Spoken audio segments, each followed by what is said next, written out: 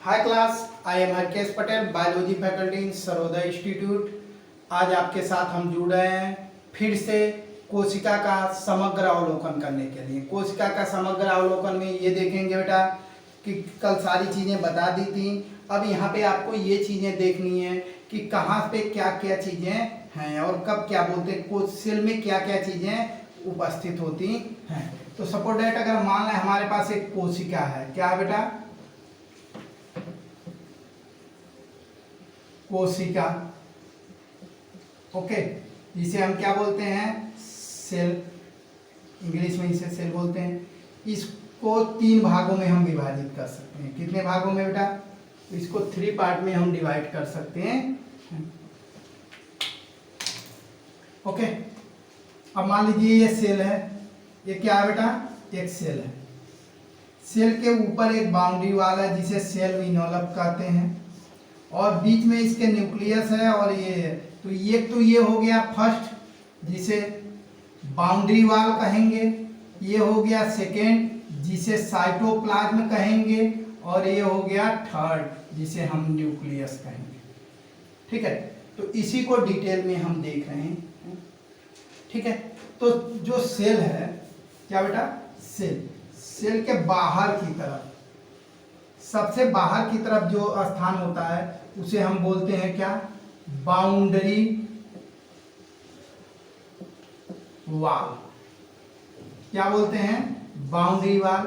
या इसी को क्या बोलते हैं? इसको हम एक नाम और देते हैं, सेल इनवॉल्व बोलते हैं। क्या बोलते हैं बेटा? Cell involve. पहला पार्ट हो गया, फर्स्ट हो गया हमारा। सेकेंड क्या होगा बेटा? यहाँ पे आता है, तो सेकेंड जो बचेगा उसे हम क्या बोलते हैं? और थर्ड को क्या बोलेंगे? तो बीच में जो है उसे हम केंद्रक कहते हैं। क्या कहते हैं? केंद्रक, मतलब न्यूक्लियस। न्यूक्लियस है। तो बीच में जो पार्ट है हमारा, वो है हमारा क्या? साइटोप्लाज्म। क्या बेटा? साइटोप्लाज्म। साइटोप्लाज्म को कोशिका द्रव्य कहते हैं, द्रव कहते हैं। क्या कहते हैं? तो इसे हम कोशिका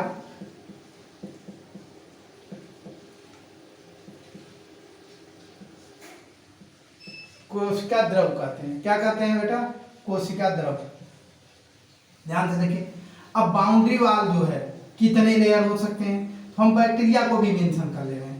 कुछ बैक्टीरिया जो ग्राम निगेटिव बैक्टीरिया होते हैं बेटा, उनके बाहर की तरफ क्या होता है? ग्लाइकोकाइलिक्स। एक टफ लेयर होती है, प्रोटेक्टिंग लेयर होती है, रेजिस्टेंस, सुरक्षा वाली लेयर होती है, जिसे ग्लाइकोकाइलिक्स कहते हैं। क्या बोलते हैं? ग्लाइकोकाइलिक। दूसरा क्या है बेटा? तो सेल वाल होता है बाउंड्री वाल में, जिसे कोशिका भित्ति कहते हैं। कोशिका भित्ति। तीसरा क्या है बेटा? तो सेल मेम्ब्रेन, जिसे क्या बोलेंगे? कोशिका झिल्ली। क्या बोलेंगे? कोशिका झिल्ली कहते हैं। अब यहां पे ध्यान देने वाली बात है, अगर आपके पास जीवाणु कोशिका है, बैक्टीरिया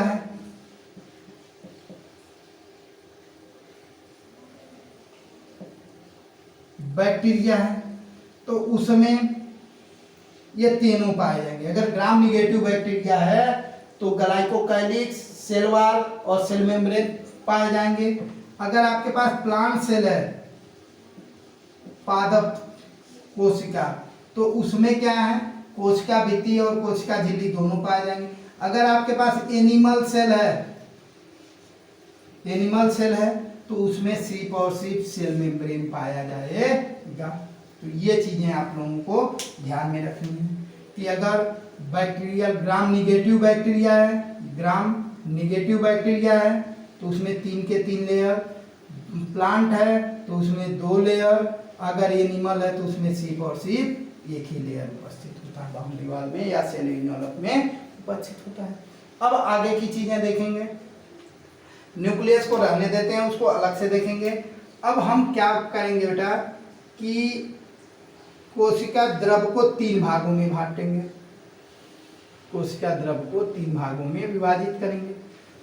अगर कोशिका द्रव में से क्या निकाल दिया जाए, सेल ऑर्गेनेल, क्या सेल ऑर्गेनेल मतलब कोशिकांग, कोशिकांग को क्या कर दिया जाए बेटा, निकाल दिया जाए, तो उसमें मैट्रिक्स बचेगा, ट्रिक्स या फिर साइटोसोल, सोल बोलते हैं इसे, क्या बोलते हैं, साइटोसोल। और क्या बनेगा, सेल इंक्लूजन बॉडी बचेगी, सेल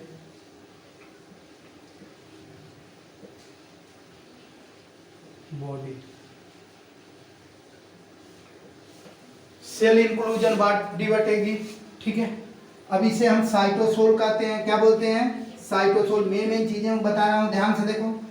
अब कोशिका में क्या क्या है, सेल ऑर्गेनेल निकाल दिया जाए तो मैट्रिक्स है, साइटोसोल और सेल इंक्लूजन बॉडी बचेगा। अब बेटा कोशिकांग भी 2 प्रकार के होते हैं, कोशिकांग भी जो होते हैं वो कितने प्रकार के होते हैं बेटा, तो 2 प्रकार के होते हैं। कौन कौन, अब यूकेरियोट में चल रहे हैं जल्दी में। एक होगा मेम्ब्रेनस ऑर्गेनेल या मेम्ब्रेन बाउंड ऑर्गेनेल, और एक होगा मेम्ब्रेनलेस ऑर्गेनेल, ठीक है। क्या होगा, मेम्ब्रेनस ऑर्गेनेल,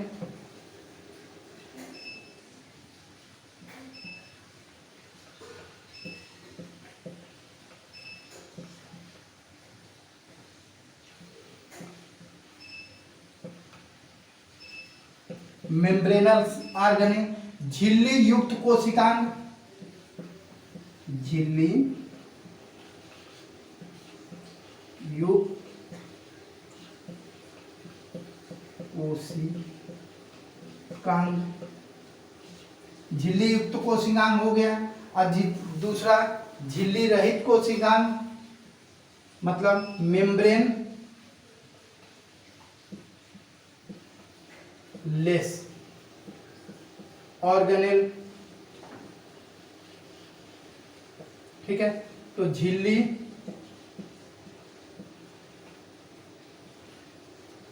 रहित कोशिका,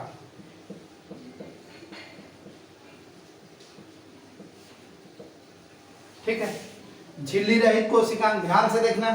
अब हमने क्या बोला बेटा, जो कोशिकांग है 2 तरह से, एक तो झिल्ली युक्त है और एक झिल्ली रहित है। अगर झिल्ली रहित है, ध्यान से सुनिए, तो ये दोनों में पाया जाएगा स्पेशली। तो इसका जो ऑर्गेनेल है उसको हम राइबोसोम कहते हैं,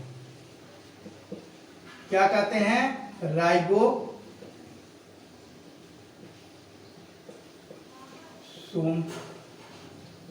इसे हम बेटा राइबोसोम कहते हैं, okay.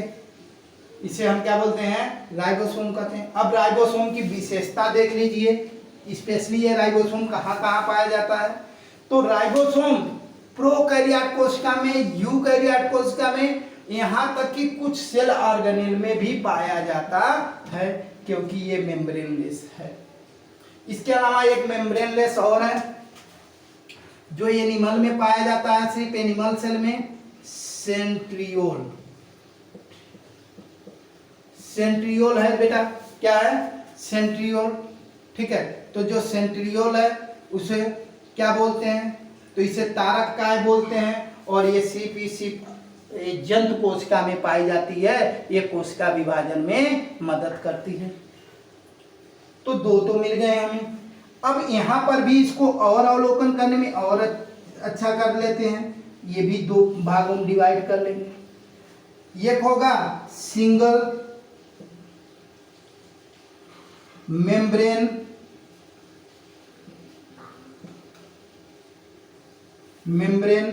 Bound organelle, single membrane organelle,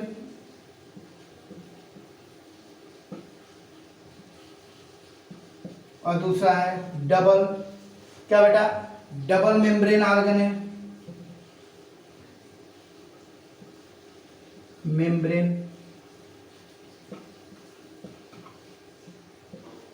organelle, ठीक, मतलब एकल झिल्ली युक्त कोशिकांग और द्वि झिल्ली युक्त कोशिकांग। अब इनके बारे में हमें देखना है। जो द्वि झिल्ली युक्त कोशिकांग है इसको देख लेते हैं।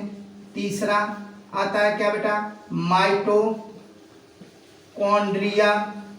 जो माइटोकॉन्ड्रिया है वो क्या है बेटा, तो ये डबल झिल्ली युक्त है। और क्लोरोप्लास्ट, ये भी डबल झिल्ली युक्त कोशिकांग है। क्या, डबल झिल्ली युक्त कोशिकांग है। ध्यान से देख रहे हैं, सारी चीजें क्लियर करते रहिए। अब बचा क्या, single membrane organelle. Single membrane organelle जो होते हैं बेटा वो स्पेशली इंडोमेम्ब्रेन सिस्टम करते हैं। इसे क्या कहते हैं, इसे इंडोमेम्ब्रेन सिस्टम कहते हैं। थोड़ा सा जगह कम है इसलिए इसको ऐसे दिखाते हैं, सिंगल मेम्ब्रेन ऑर्गेनेल।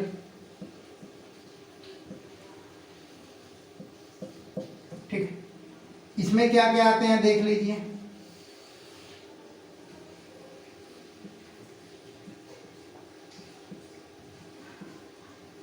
देखिए, सबसे पहला जो सिंगल मेम्ब्रेन अगर बात करें तो इंडोप्लाज्मिक रेटिकुलम।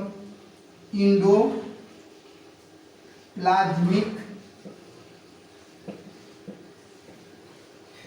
रेटिकुलम क्या बोलते हैं, इंडोप्लाज्मिक रेटिकुलम, जिसे अंतःपद्रव्यी जालिका कहते हैं। क्या बोलते हैं, अंतःपद्रव्यी जालिका। उसके बाद दूसरा बेटा गोल्गी बॉडी, गोल्गी बॉडी, फिर लाइसोसोम और फिर वैक्यूल।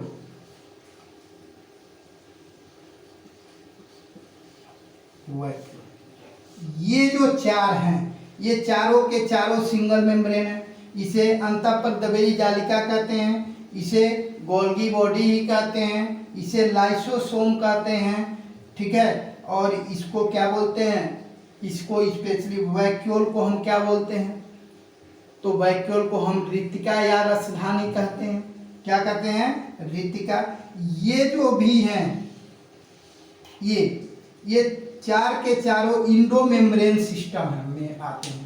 ये क्वेश्चन नीट में आया हुआ है, इंडोमेम्ब्रेन सिस्टम का पार्ट कौन नहीं है, तो ये चारों किस में आते हैं बेटा, इंडोमेम्ब्रेन सिस्टम। ये चार जो हैं इंडोमेम्ब्रेन सिस्टम के हैं, मेम्ब्रेन सिस्टम के पार्ट है। इसके अलावा क्या है बेटा, तो पर ऑक्सीसोम। तो जो पर ऑक्सीसोम है वो इंडोमेम्ब्रेन सिस्टम में नहीं आता है। अब हमारा ये अवलोकन हो गया एक तरह से। ठीक है, ध्यान से सुनिए। अवलोकन में अब यहाँ पे क्या है, इंक्लूजन बॉडी में पहला क्या होता है, दूसरा और तीसरे की बात कर रहे हैं। पहला इसमें होगा बेटा रिजर्व फूड। रिजर्व फूड, तो जो रिजर्व फूड कोशिका के अंदर होगा तो कार्बोहाइड्रेट, प्रोटीन एंड वसा होगा।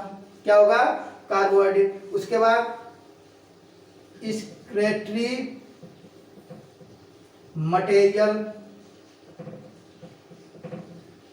तो एक्सक्रीटरी मटेरियल में क्या क्या हो सकता है बेटा, तो एक्सक्रीटरी मटेरियल में आपका क्या हो सकता है, एल्केलॉइड्स हो सकते हैं, लेटेक्स हो सकते हैं। और लास्ट सेक्रेटरी प्रोडक्ट,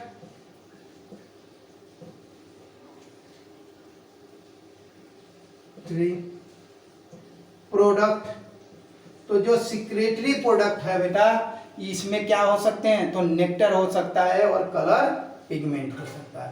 तो ये किसका पार्ट है, इंक्लूजन बॉडी का है। ओवरव्यू देख रहे हैं। अब ध्यान से फिर से एक बार देखें। बाउंड्री वाल सेल इन्वॉल्व कितने लेयर के, मैक्सिमम 3, मिनिमम 1। मिनिमम किसमें, जंतु कोशिका में। मैक्सिमम किसमें, जीवाणु ग्राम नेगेटिव बैक्टीरिया में। ठीक है।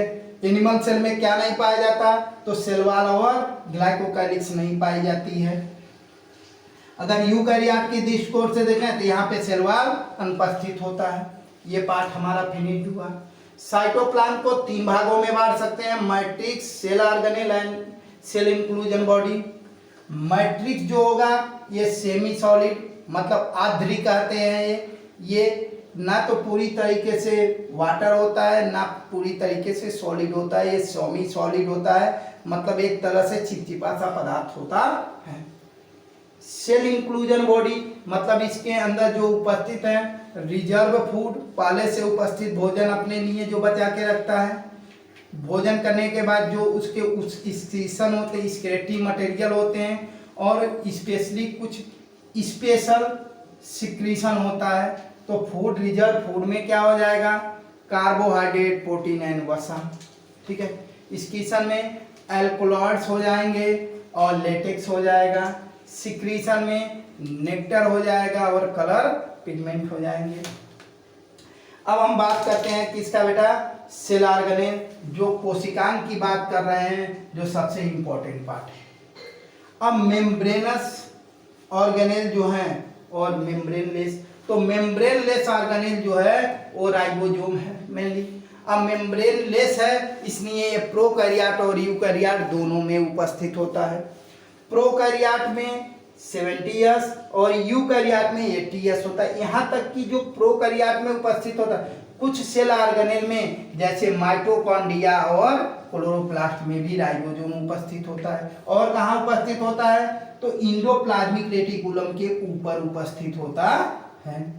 तो ये चीजें हमारे पे। सेंट्रियोल सिर्फ जंतु कोशिका में पाई जाती है, ये कोशिका विभाजन में मदद करती है।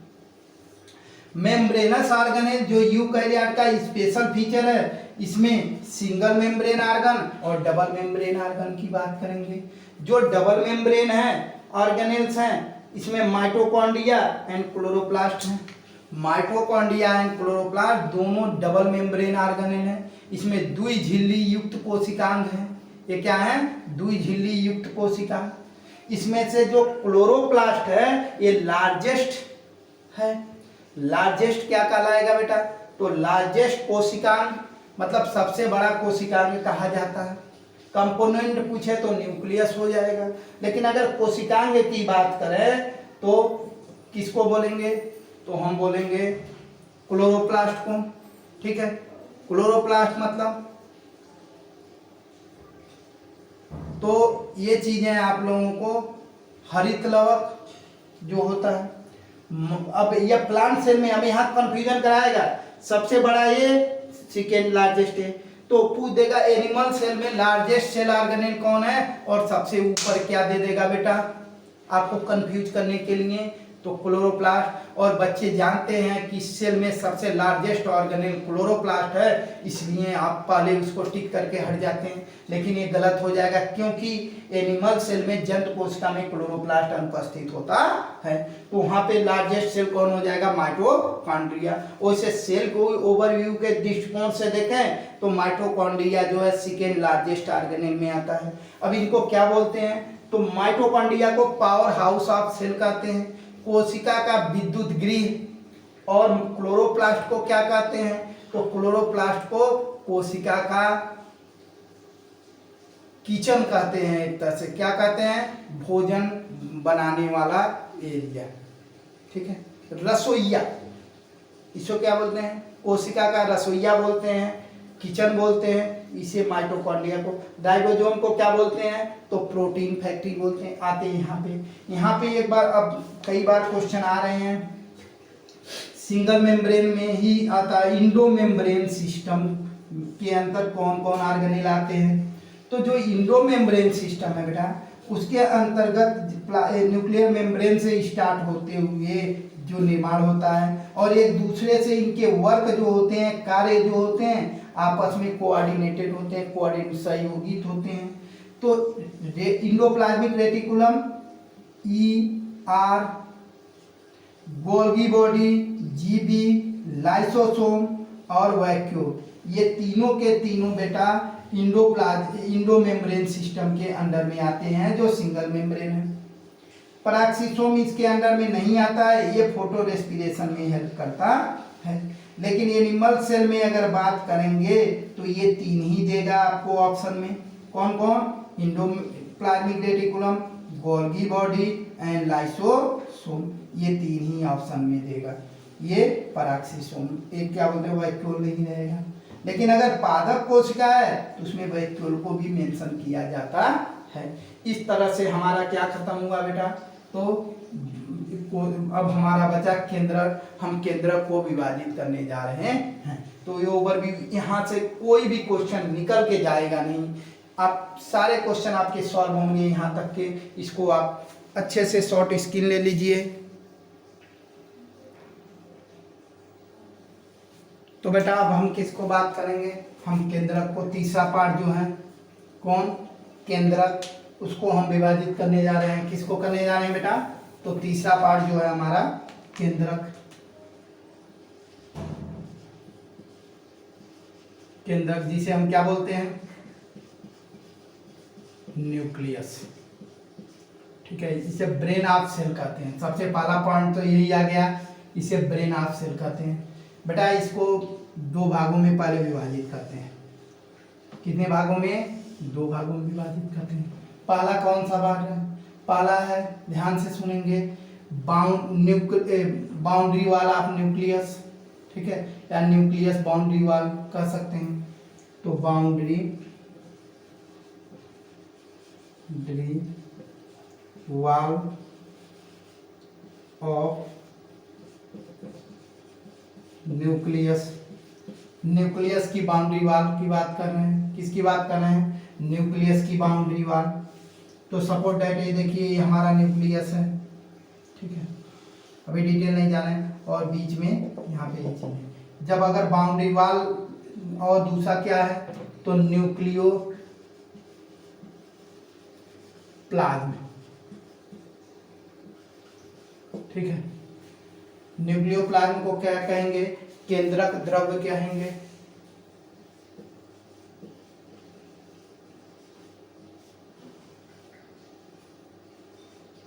केंद्रक द्रव्य। अब ध्यान से देखिए, जो बाउंड्री वाल है इसको क्या बोलेंगे बेटा?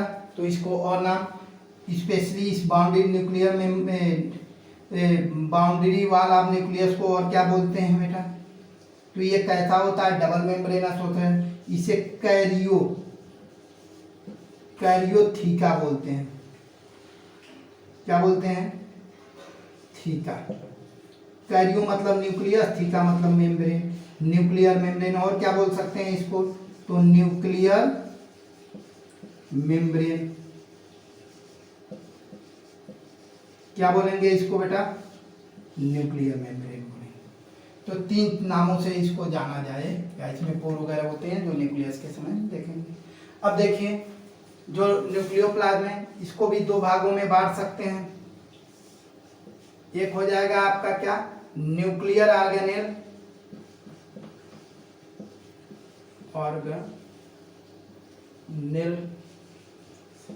और दूसरा हो जाएगा न्यूक्लियो मैट्रिक्स।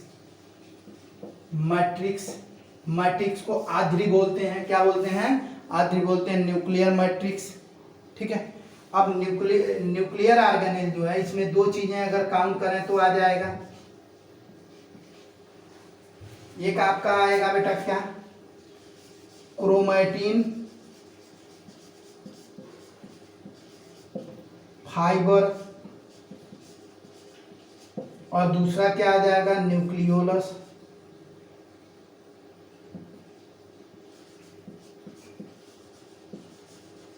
क्या आएगा? न्यूक्लियोलस। ठीक है, केंद्रिका एक तरह से। अब ये भी 2 होंगे बेटा। कितने भाग होंगे इनके भी? 2 होंगे। एक होगा यू क्रोमैटिन और दूसरा होगा हेट्रो क्रोमैटिन। तो यू क्रोमैटिन जेनेटिकली एक्टिव होता है और ये जेनेटिकली इनएक्टिव होता है। ठीक है, तो न्यूक्लियर ऑर्गेनेल, केंद्र की कोशिकांग, दो होते क्रोमैटिन फाइबर जो है यूक्रोमैटिन है और हेटेरोक्रोमैटिन है। ओके, न्यूक्लियोलस की एक बात है कि ये भी क्या है, झिल्ली रहित है। क्या बेटा, तो झिल्ली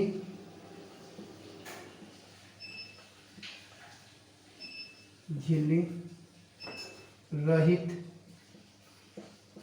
कोशिकांग है। ये क्या है, झिल्ली रहित मेम्ब्रेनलेस ऑर्गेनेल है। ये भी क्या है बेटा, मेम्ब्रेन लेस है। तो इस तरह से न्यूक्लियस को भी हम डिवाइड कर दिया। केंद्रक को देखो, तीसरा पार्ट हमने केंद्रक, जिसको ब्रेन ऑफ सेल कहते हैं। ये पूरे कोशिका को क्या कर रहा है, कंट्रोल कर रहा है। बाउंड्री वाल जो है उसे कैरियोटिका या न्यूक्लियर मेम्ब्रेन कह रहे हैं इसके। और न्यूक्लियोप्लाज्म जो है उसमें दो चीजें, न्यूक्लियर ऑर्गेनेल, केंद्र की कोशिकांग और आद्री होता है। इसमें क्रोमैटिन फाइबर दो प्रकार के, यूक्रोमैटिन एंड हेटेरोक्रोमैटिन।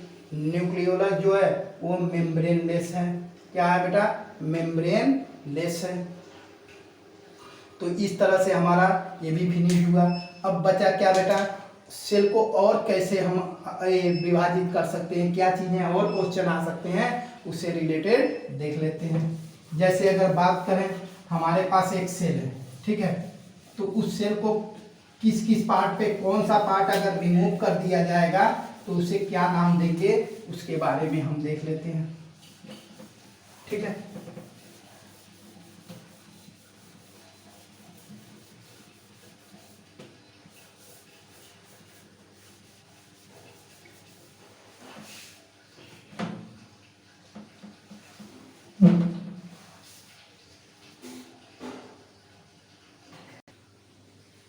अब देखिए सपोर्ट है, देखिए ध्यान से, हमारे पास क्या है बेटा, कोशिका है। कोशिका हमने आपको क्या दिया, कोशिका, और कहा कि इस पे कुछ एक्सपेरिमेंट करिए आप। ठीक है, हमने आपको सेल दिया और कहा कुछ एक्सपेरिमेंट। हमने जब सेल दिया तो वो आपको प्लांट सेल दिया। कौन सा सेल दिया बेटा, प्लांट सेल, मतलब पादप कोशिका दिया। और हमने कहा बेटा आप एक काम करो, उसका सेल वाल हटा दो। क्या रिमूव कर दो, सेल वाल। तो सेल वाल जब हटा दोगे, तो मैंने कहा बेटा सेल वाल हटा दो, तो आपके पास बचेगा क्या, तो जो बचेगा उसको क्या नाम देंगे, बोलिए। हाँ, उसको हम बोलेंगे, स्पेशली सेल वाल हटाने के बाद तो हम बोलेंगे उसको प्रोटोप्लास्ट। क्या बोलेंगे, प्रोटोप्लास्ट। ठीक है, इसको हम क्या बोलेंगे, प्रोटोप्लास्ट।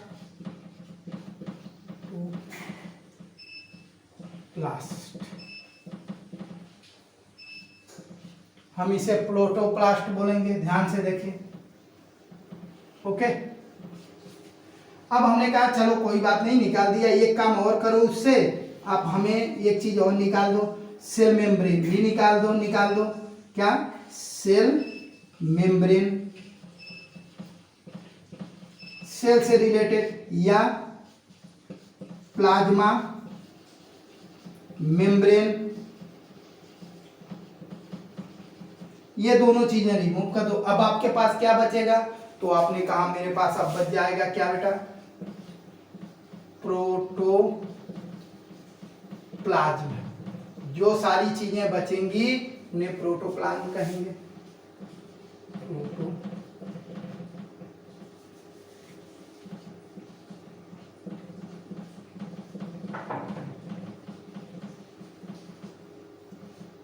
हम अब उसको प्रोटोप्लाज्म कहेंगे।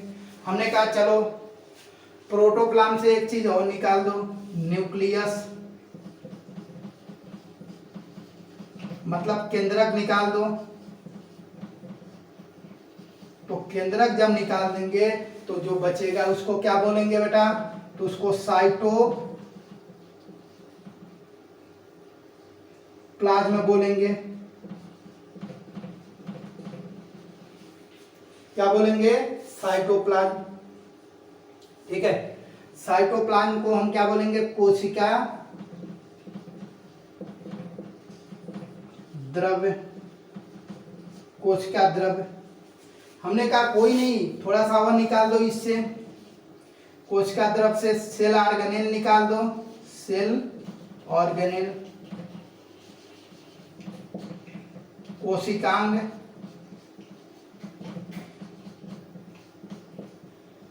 ये निकाल देने पे क्या बचा आपके पास, तो साइटोसोल